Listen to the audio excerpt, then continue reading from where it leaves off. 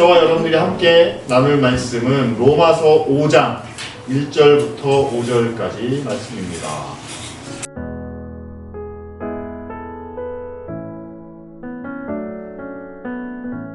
그러므로 우리는 믿음으로 의롭다 하심을 받았으므로 우리 주 예수 그리스도로 말미암아 하나님과 더불어 평화를 누리고 있습니다.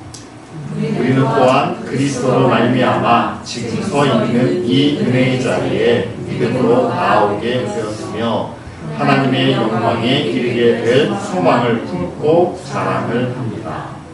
그뿐만 아니라 우리는 환난을 자랑합니다. 우리가 알기로 환난은 인내력을 낳고 인내력은 단련된 인격을 낳고 단련된 인격은 희망을 낳는 줄을 알고 있기 때문입니다. 다 같이 읽습니다. 이 희망은 우리를 실망시키지 않습니다. 하나님께서 우리에게 주신 성령을 통하여 그의 사랑을 우리 마음속에 부어 주셨기 때문입니다. 아멘.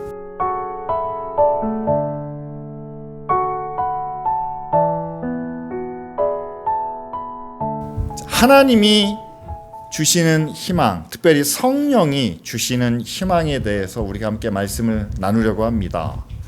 희망이 필요한 시대를 우리가 함께 살고 있죠. 그렇다면 과연 성령이 우리에게 어떠한 희망을 주시나? 성령이 우리 가운데 오셨습니다. 그 오신 이유가 우리가 지난주에 함께 살펴본 것처럼 예수님께서 마지막으로 기도하실 때 예수님을 믿는 사람들이 또한 교회가 어떻게 되길 원하십니까? 모두가 하나가 되어 우리 안에 하나님 안에 있기를 원하시는 거죠. 교회가 하나님 안에 있어야 되고 또한 교회가 하나 되어야 하는데 어떻게 할 수 있겠습니까? 사람으로는 안 된다. 하나님, 성령이 함께 하셔야 한다. 그리고 하나님 안에 거하는 것이 우리에게 참된 평화다라는 것을 우리가 지난주에 함께 나눴습니다. 오늘 본문에도 똑같은 이유를 우리에게 말씀하고 있습니다. 1절 말씀에 그러므로 우리는 믿음으로 의롭다 하심을 얻었고 그 안에서 우리는 예수 그리스도로 말미암아 하나님과 더불어 평화를 누리고 있다라고 말하지 않습니까? 의롭다는 것을 여러분, 의로운 것은 하나님의 성품입니다. 하나님 안에 있지 않고서는 어떻게 우리가 의로울 수 있겠습니까? 그리고 모든 교회가, 모든 믿는 사람들이 의롭다면 그 의로 우리가 하나 될 수 있겠죠. 자, 성령을 통해서 예수 그리스도께서 주신 그 약속을 우리에게 이루어 주시는데 그 과정과 절차가 먼저 우리를 의롭게 하시고 하나님과 평화하게 하시고 또한 그 가운데서 천국의 영광을 바라게 하시는. 그런데 이 모든 것을 이루실 때 여러분 우리가 성령을 능력으로 권세로만 이해한다면 성령이 우리에게 능력을 주셔서 의로워질 수 있습니다. 성령이 우리에게 권세와 은사를 베풀어 주셔서 하나님과 평화할 수 있습니다. 근데 이게 뭔가 좀 말이 안 돼요.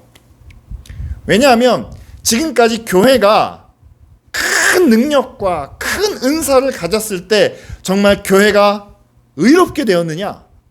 지금도 성령의 은사를 나타내는 사람들이 몇몇 있습니다. 성령의 능력을 나타내는 교회가 있습니다. 그런데 그 교회가 정말 하나님 안에서 하나 되고 있느냐? 하나님과 평화를 누리고 있느냐? 하나됨으로 다른 교회들과도 평화로우냐? 그건 아니라는 거죠. 따라서 제가 말씀드리고 싶은 이거예요. 분명히 성령의 능력, 성령의 권세, 성령의 은사가 있습니다.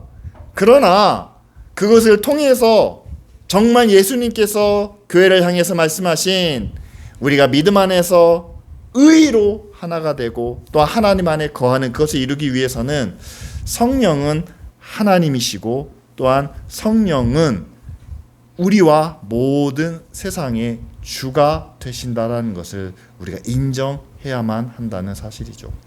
먼저는 1절 말씀처럼 우리를 믿음으로 의롭게 하시고 의로워진 우리가 하나님과 함께 평화를 누릴 수 있도록 하신다라는 사실이죠. 우리 안에 죄가 있으면, 우리 안에 불의한 것이 있으면 하나님과 평화로울 수가 없습니다. 왜냐하면 하나님은 의로우신 분이기 때문이죠.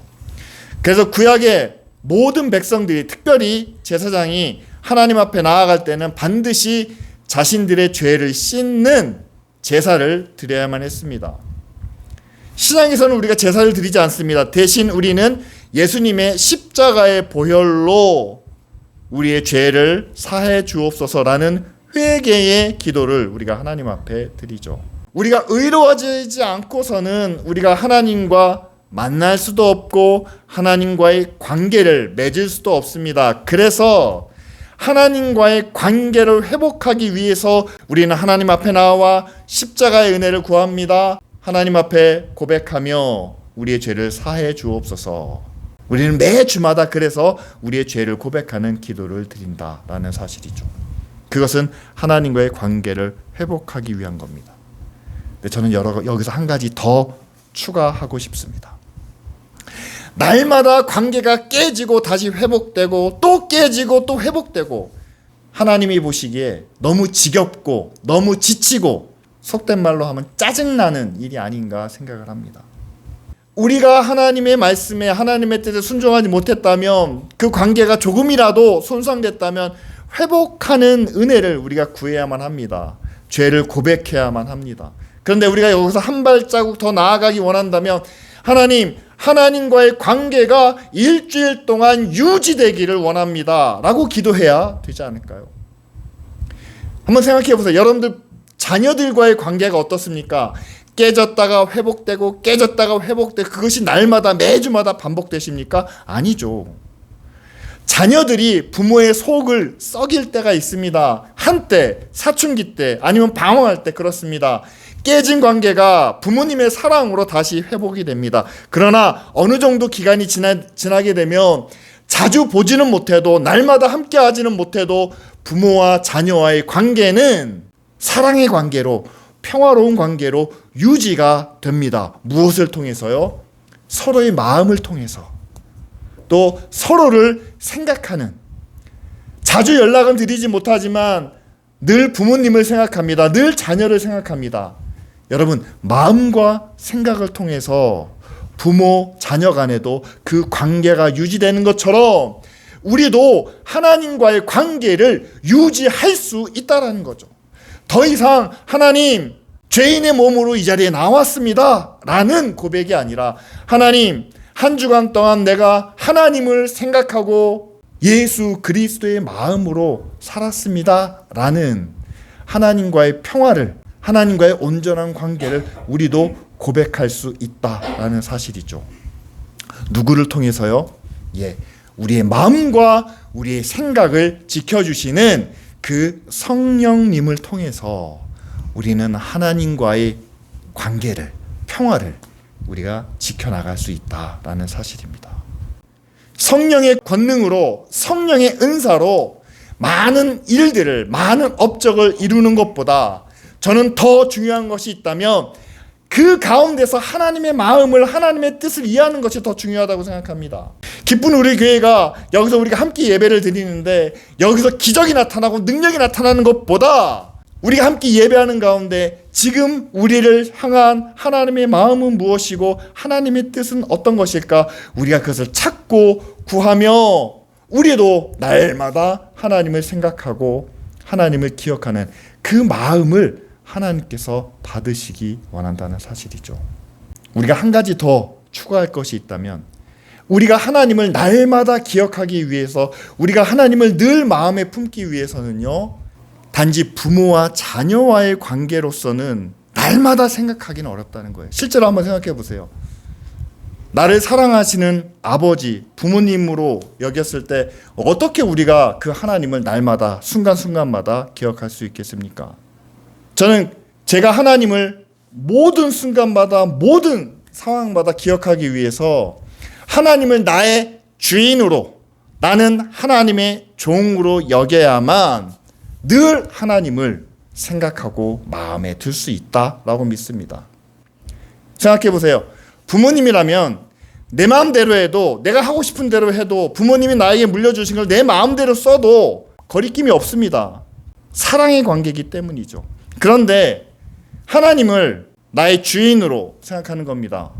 하나님이 나에게 모든 것을 주셨습니다. 하나님 이걸 어떻게 할까요? 내가 그분의 종이라면 내 주인을 늘 생각할 수밖에 없겠죠.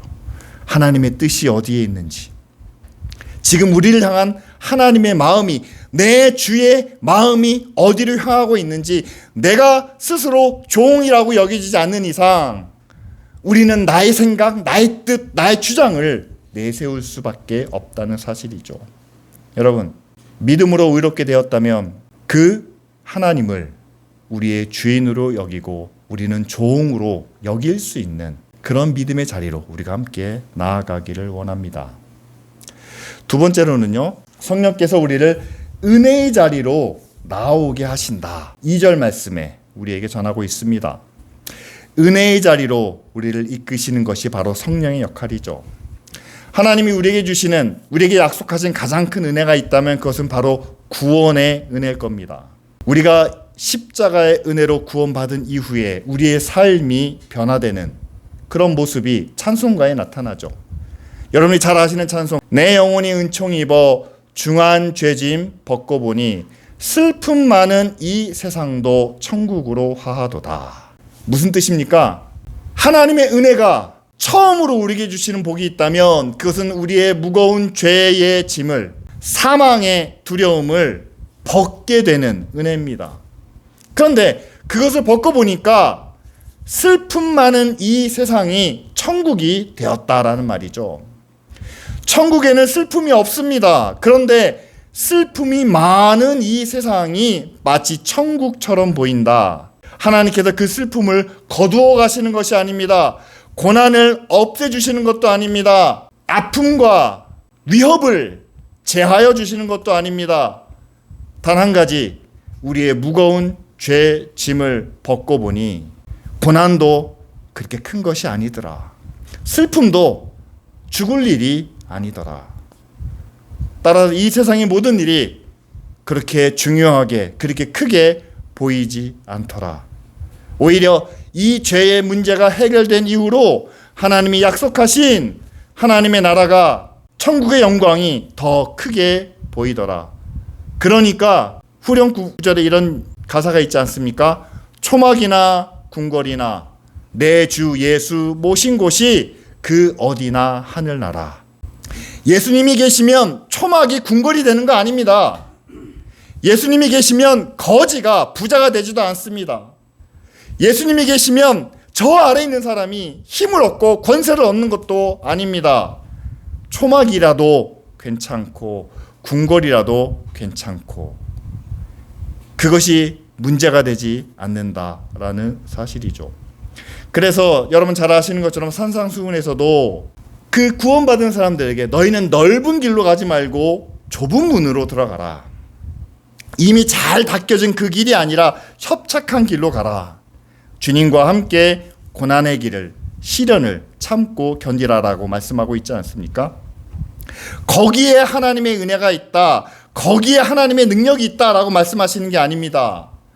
그 길을 통해서 가는 목적지가, 가는 방향이 하나님의 의이고 하나님의 천국을 향한다면 비록 문이 좁더라도, 길이 협착하더라도, 고난이 있더라도 그것은 주님과 함께하는 천국이 될 수 있다라는 말씀이죠. 여러분, 성령이 인도하시는 은혜의 자리를 우리가 다시 한번 생각해 보시기 바랍니다. 우리는 은혜 그러면 뭐든지 다 좋은 것, 세상에서 좋은 것, 부드러운 것, 밝은 것으로 생각을 합니다. 하지만 바울이 예수님을 만나고 성령의 인도하심을 따라 많은 은혜를 경험했지만 그러나 그의 삶에 고난과 아픔과 시련은 중단되지 않았다라는 사실이죠. 초대교회 역사도 그렇습니다. 또한 교회가 새롭게 변화될 때도 역시 마찬가지입니다. 성령의 은혜가 그 교회마다 또한 믿음의 가정마다 부어졌지만 그러나 그 가운데서 그들이 모든 것을 누리고 모든 것을 소유하고 또한 모든 것을 다 가질 수는 없었다라는 사실이죠. 오히려 현실의 삶 속에서는 어렵고 힘들었지만 많은 시련과 아픔이 있었지만 그것을 통해서 하나님의 나라와 하나님의 의를 이루는 과정을 우리가 함께 볼 수 있지 않습니까?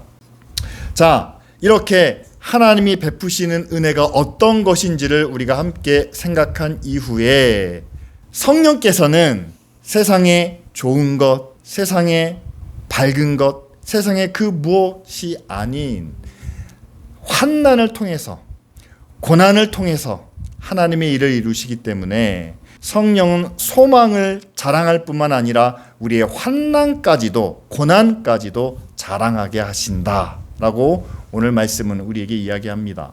우리가 살면서 내가 잘한 것, 내가 성공한 것은 자랑하기 쉽습니다. 하지만 지금 우리가 당하고 있는 이 고난은, 이 어려움은 사실 자랑하지 못할 때가 많죠. 고난을 자랑하기 위해서는 그 고난을 통해서 하나님이 주시는, 하나님이 약속하시는 그런 천국의 확신이 필요합니다. 우리가 로마서를 볼 때는 바울의 논리를 기억해야만 돼요. 바울의 말씀 가운데 그런 게 있습니다. 우리가 주와 함께 영광을 얻기 위해서는 그분과 함께 고난을 당하는 것도 마땅하다. 어떤 분은 이렇게 해석을 합니다. 천국의 영광을 얻기 위해서는 이 땅의 고난이 하나의 씨앗처럼, 하나의 투자금처럼 여겨져야 한다는 사실이죠. 꼭 그런 것은 아니지만 고난을 많이 받으면 천국에서 많은 영광을 거둘 수 있을지 모릅니다. 자, 그렇다면 여러분, 이 땅에서 우리가 예수님과 함께 고난을 당할 때에 그것을 통해서 우리가 천국에서의 영광을 누릴 것이 확실하다면, 그럼 여러분, 우리가 고난당하고 있는 이 시간을, 이 때를 우리가 자랑할 수 있지 않겠습니까? 기쁜 우리 교회가 그렇게 좋은 상태는 아닙니다. 우리가 모든 것을 다 나타내고 다 자랑하고 다 기쁘게 여길 수 있는 그런 상황은 아닙니다. 좀 부족하고 연약하고 어렵습니다. 그러나 우리는 한 가지를 확실하게 믿고 있습니다. 우리는 하나님의 말씀 가운데 또한 성령이 주시는 은혜로 말미암아 우리는 천국의 영광을 소망하고 있습니다. 그렇다면요, 지금 우리의 형편을, 우리의 상황을 우리는 자랑할 수 있다라는 사실이죠. 오늘 바울은 이렇게 이야기합니다. 우리가 당하고 있는 이 환난은 우리에게 인내력을 훈련하게 한다. 그리고 그런 인내를 통해서 우리는 더 나은 인격을 얻게 된다. 그리고 그 인격이 결국 천국의 영광을 소망하게 한다. 라고 이렇게 세 가지 단계로 우리에게 설명을 하고 있습니다. 근데 여러분 한번 생각해 보세요. 정말 우리가 당하는 이 고난과 아픔과 시련을 통해서 우리가 인내를 배우게 됩니까? 자, 그럼 그 인내를 배우고 그 인내를 통해서 우리가 정말 예수 그리스도를 닮은 그런 인격을 얻게 됩니까? 그리고 인격을 얻으면 그것이 천국의 영광으로, 그 영광을 소망하는 마음으로 발전됩니까? 저는 오늘 말씀 가운데 나타나는 이 과정을 거치는 성도들의 삶을 지켜봤습니다. 정말 그들이 믿음을 가지고 천국 소망을 가지고 살아가는 그 모습도 봤습니다. 그런데 저는 사실 이 반대의 모습도 봤습니다. 젊은 친구들 가운데서 그런 얘기를 할 때가 많아요. 이 땅에서 우리가 당하는 고생, 어려움, 이것으로 인해서 우리가 상처 입는다고 말하는 분들이 있어요. 아니, 악인이 저렇게 잘 되는데, 교회 안 다니고서 저렇게 성공하는데 왜 우리는 그렇게 못 됩니까? 라는 것 때문에 상처를 입는다라고 이야기를 합니다. 그런데 그렇게 고생하면서, 그렇게 어려움을 겪으면서 우리가 너무 참다 보니까 오히려 더 부정적인 생각이 든다는 거예요.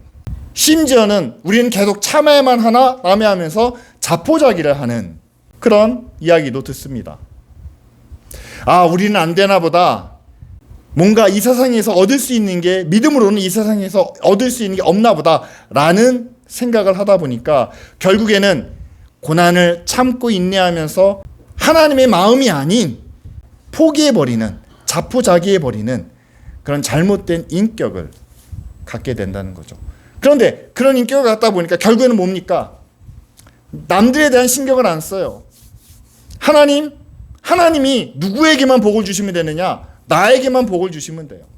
하나님이 나에게만, 하나님은 나의 가정에게만, 나의 관계된 일에만. 그래서 하나님의 능력으로, 하나님의 은혜로 우리는 무조건 어떻게든지 성공을 해야 되고, 다른 사람들이야 어찌되든 간에 하나님이 나를 지켜주시는, 나를 인도해 주시는, 그걸 어떤 학자는 이렇게 이야기합니다. 하나님의 성품이 전혀 없이, 하나님의 의와 사랑과 평화도 전혀 없이 나만 잘 되는, 그것을 이기적인 지옥이다 라고 이렇게 이야기합니다. 정말 여러분들의 기도가, 여러분들의 간구가, 여러분들의 소원이 하나님의 의를 이루는 일인지, 하나님 안에서 우리 모두가 하나 되기 위한 일인지, 우리 모두가 평화를 누릴 수 있는 그런 일인지. 그런데 그것이 아닌, 그것과는 다른 하나님의 능력으로 내가 잘 되고, 하나님의 능력으로 우리는 성공하고, 하나님의 은혜로 이기적인 나의 욕심을 채우는 일이라면, 그것은 모두를 향한 하나님의 구원이 이루어지는 천국이 아니라 이기적인 지옥을 우리는 바라고 있다. 여러분, 그렇게 볼 수 있지 않겠습니까? 저는 그래서 성령을 통해서 우리에게 주시는 이 고난과 인내와 인격이 천국 소망으로 이어지기 위해서는 우리 안에 성령의 마음, 성령의 감수성이 필요하다라고 저는 그렇게 믿습니다. 하나님께서 우리에게 고난을 주실 때 과연 하나님의 마음은 어떠실까요? 고난받고 있는 교회를 향해서 정말 오랫동안 은혜를 바라고 하나님의 말씀대로 살고자 했지만, 그러나 여전히 힘든 가운데 있는 이 교회를 바라보시는 하나님의 마음은 어떠시겠습니까? 하나님께서 과연 이 환난을 통해서 이루고자 하시는 것이 무엇일까요? 우리로 하여금 이것을 어떻게 이겨나가게 하실까요? 그리고 이 안에서 하나님의 은혜를 구하는 이 교회를 과연 하나님은 어떻게 바라보실까요? 그 하나님을 생각한다면, 하나님, 오늘 하루도 이 어려움을 견딜 수 있는, 이겨낼 수 있는 힘과 능력을 주시옵소서.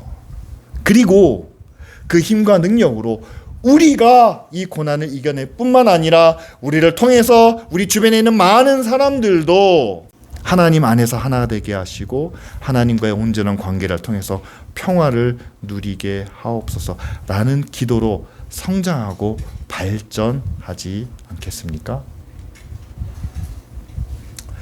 저는 우리 안에 성령이 함께 하신다면 우리는 성령의 감수성을 가질 수 있다라고 믿습니다.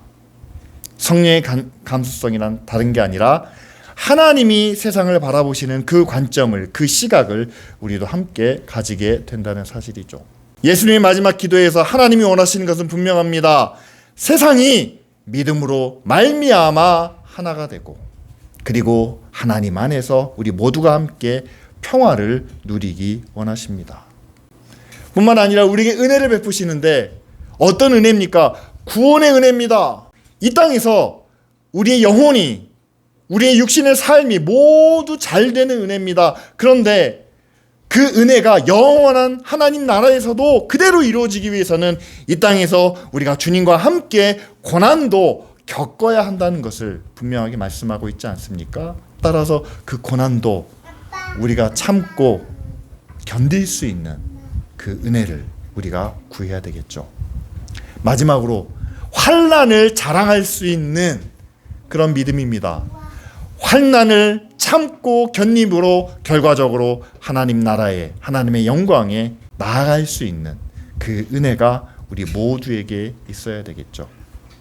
이 예수님의 약속의 말씀, 그리고 성령을 통해서 우리에게 주시는 은혜는 사람의 눈으로 바라볼 때는요, 이게 뭐야? 그러니까 아무것도 아니네, 그냥 이론적인 얘기고 하나님에 대한 이야기네 라고 그냥 간과해 버리기 쉽습니다.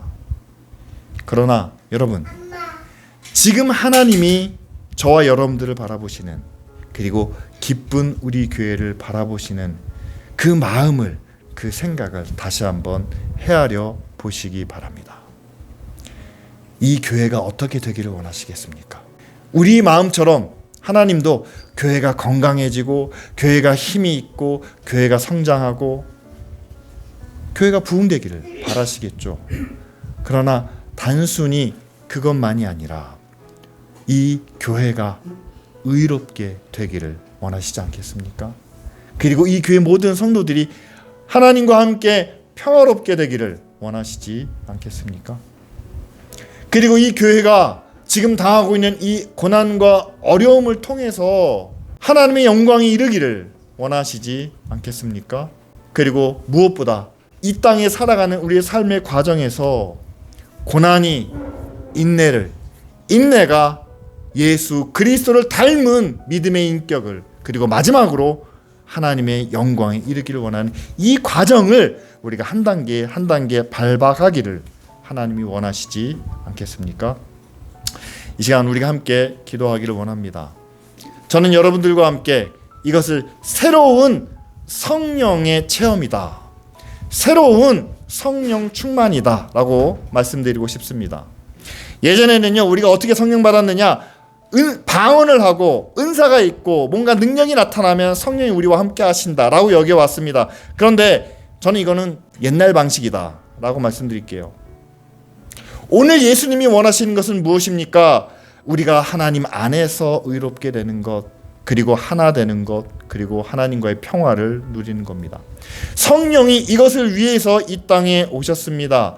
그렇다면 여러분, 우리가 하나님과의 관계를 생각하고 우리가 의로워질 수 있도록, 모든 믿는 사람들이 하나 될 수 있도록, 그리고 하나님과 평화를 누릴 수 있도록 하나님의 관점을 가지고, 하나님의 시선을 가지고 성령의 감수성을 회복하는 저와 여러분들이 되도록 이 시간 다 같이 함께 기도드리겠습니다.